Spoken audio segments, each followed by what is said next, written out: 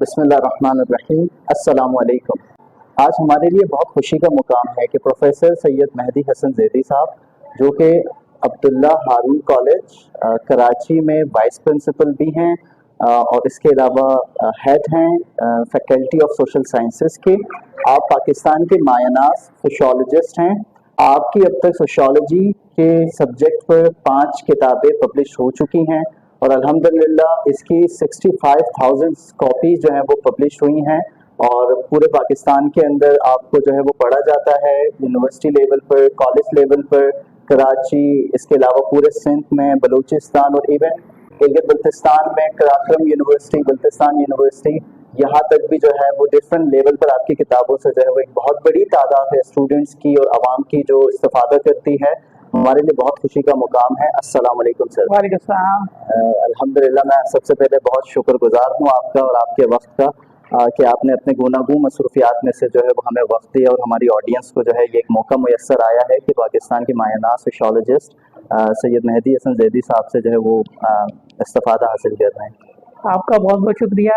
मैं खुद बुनियादी तौर पर तालिब इल्म हूँ, या आपने इतने अल्फाज मेरे लिए इस्तेमाल किए, मैं इस काबिल तो नहीं है, लेकिन आपके नवाजी मैं आपकी भी खिदमत के लिए हाजिर हूँ। बहरहाल सर, एक आपकी जो है वो इंकिसारी है, वगरना हमें मालूम है कि न सिर्फ यूनिवर्सिटी और कॉलेज लेवल पर बल्कि पाकिस्तान के जो कॉम्पिटिटिव एग्जामिनेशन है उसमें भी आपकी किताबें जो हैं इस्तेमाल में आती हैं और स्टूडेंट्स जो एक बहुत बड़ी तादाद है जो इससे इस्तेफादा करते हैं। तो बहरहाल हम बहुत जो है शुक्रगुजार हैं आपके इस कीमती वक्त का कि आपने हमें दिया और हम कोशिश करेंगे कि आपके विजडम और आपकी जहानत और आपका जो एक्सपीरियंस है इतना वास्ट, उससे न सिर्फ खुद सीखें बल्कि सोसाइटी और हमारे जो ऑडियंस है उनके लिए कुछ मुफीद बातें जो है वो हम हासिल कर सकें।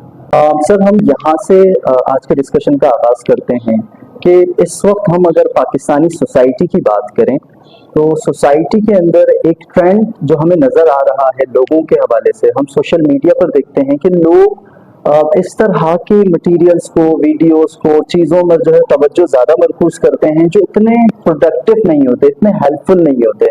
मिसाल के तौर पर जब हम कोई किसी स्कॉलर से किसी इल्म को या किसी चीज़ को सीखने की बात करें तो हमारी सोसाइटी वहाँ पर जो है वो नज़र नहीं आती।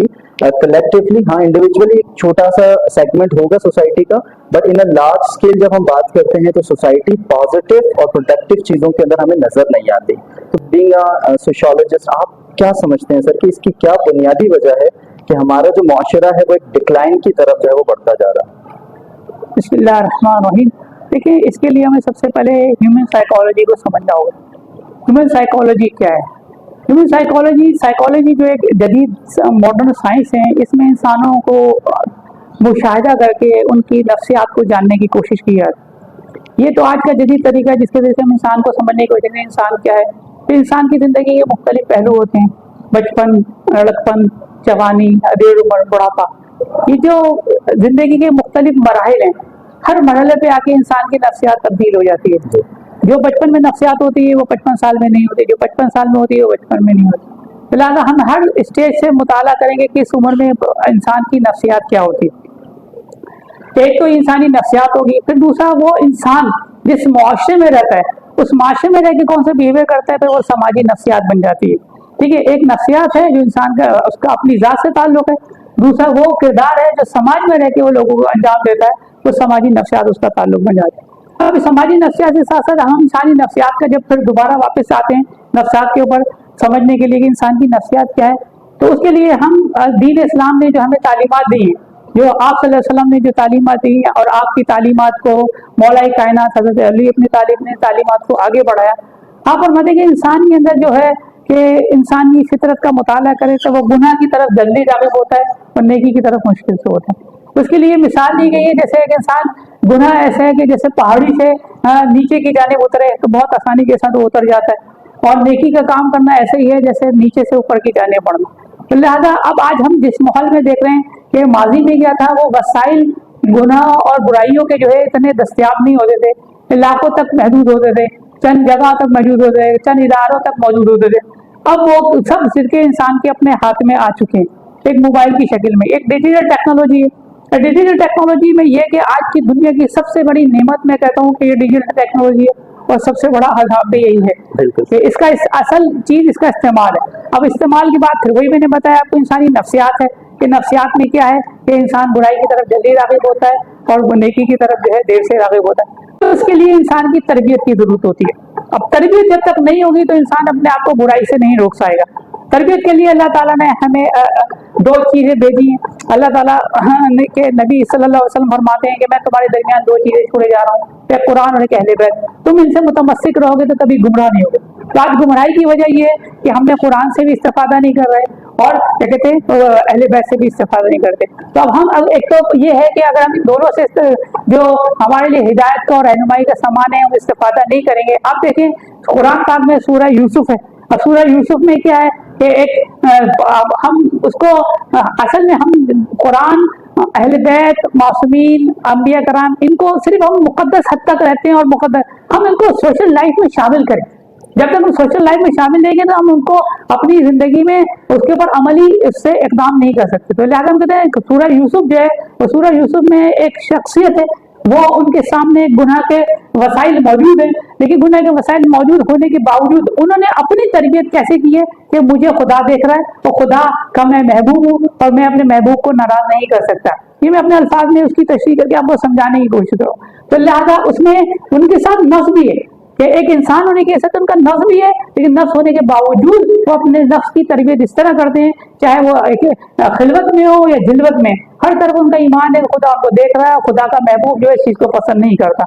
तो लिहाजा इस तरबियत के नतीजे में वो अपनी अमली इक़दाम समाजी जिंदगी करते हैं। तो लिहाजा इस तरह से हम ये देखते हैं कि आप सल्लल्लाहु अलैहि वसल्लम की जो तालीमात हैं वो सब समाजी और समाजी नफ्सियात के हवाले से उनको हम ये देखें। अगर अपनी जिंदगी में हम इस चीज पर ईमान की बुनियाद पर देखें कि खुदा हमें देख रहा है, जैसे हम आम लोगों से देखते हैं कि आम आदमी से डर जाते हैं, कोई अगर किसी ने सुन लिया जान लिया तो कितनी रुसवाई और बदनामी होगी। तो एक आम शख्स है और उससे खौफ की वजह से हम अपने आप को कंट्रोल करते हैं। जैसे हम समाजियात में पढ़ाते हैं कि सोशल कंट्रोल कैसे कायम होता है, एक एक्सटर्नल होता है एक इंटरनल होता है। एक्सटर्नल बाहर की फोर्सेज हैं, मसलन हम किसी रियासत में रहते हैं वहाँ पे एजेंसीज होती हैं, एजेंसीज के खौफ से हम क्राइम नहीं करते, जुर्म नहीं करते, क्योंकि हमें पता है अगर हमने जुर्म किया तो हम पकड़े जाएंगे, उसके ऊपर हमारे माली और जिस्मानी और दोनों सजाएं भी मिल सकती है। तो उस जुर्म के खौफ की क्योंकि एजेंसीज हमें देखेंगी उसके खौफ से हम अपने आप को गुनाह को रोकते हैं। एक इंटरनल होता है कि इंसान आपको कोई देखे ना देखे, खुदा तो देख रहा है। तो जब खुदा कहते इस ईमान की अगर हम अपनी तरबियत कर लें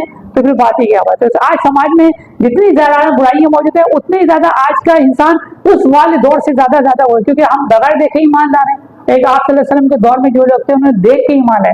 तो आज हमारी अमल को भी ज्यादा खुदा के नजदीक महबूब है कि वो हमने अभी इस चीज को आप सल्लल्लाहु अलैहि वसल्लम को नहीं देखा और लेकिन उनकी तालीमात हमारे पास मौजूद है, तो हम उसके ऊपर ईमान ला के उस पर अमल करते हैं, तो उससे और हमारे दिल में और हमारे किरदार और अमल में जो रूहानियत पैदा होती है। तो आज का नतीजा ये है कि इसकी वजूहत ये है कि आज जो तेजी के साथ जो है समाज में तब्दीली आनी है कि अगर हम समाज का मुताला करके इब्तदाई जमाने में क्या था और जैसे जैसे जमाने में टेक्नोलॉजी में उसकी अंदर जिद्दत पैदा हो गई और आज टेक्नोलॉजी की जिद्दत से ये आ गई कि हर चीज हमारे पास दस्तियाब है, तो अब इसके ऊपर हमने कंट्रोल कैसे करना है, उसके लिए समाजी तरबियत के लिए घर का माहौल बुनियादी जरूरत है कि घर के अंदर माँ बाप और वो ऐसा माहौल बनाए तो जिससे आपकी एक्सटर्नल जो फोर्सेज होती हैं वो आप पर इतना इंटरेक्ट नहीं करेंगे। अगर माँ बाप अपने बिहेवियर को इस तरह कंट्रोल करें कि घर का माहौल ऐसा खूबसूरत हो कि जिसके अंदर तमाम तकाजे हैं उनको पूरे किए गए, तो फिर बच्चों को भी वो माहौल दस्तियाब होगा। लेकिन जब घर में माहौल नहीं होगा तो फिर हम बच्चों से ये तकाजा नहीं कर सकते कि वो इन एक्सटर्नल फोर्सेस की तरफ जो है वो राग़िब हो। तो लिहाजा हम उसके लिए पहले ये कि अपनी तरबियत हमारे माँ बाप के साथ यानी बच्चों की माँ बाप को खुद अपने आप को बिहेवियर को कंट्रोल करना होगा कि वो बिहेवियर कंट्रोल करेंगे तो उससे, क्योंकि हमें तरबियत का एक उसूल सिखाया जाता है, वो कहते हैं जो कहते हो बच्चे उसके ऊपर अमल नहीं करते, जो आप करते हैं बच्चे उसके अमल करते हैं। तो हमने वो अमल करके दिखाना है जो हम चाहते हैं कि बच्चे उसके ऊपर अमल करें। तो ये बुनियादी वजह। बहुत बहुत शुक्रिया।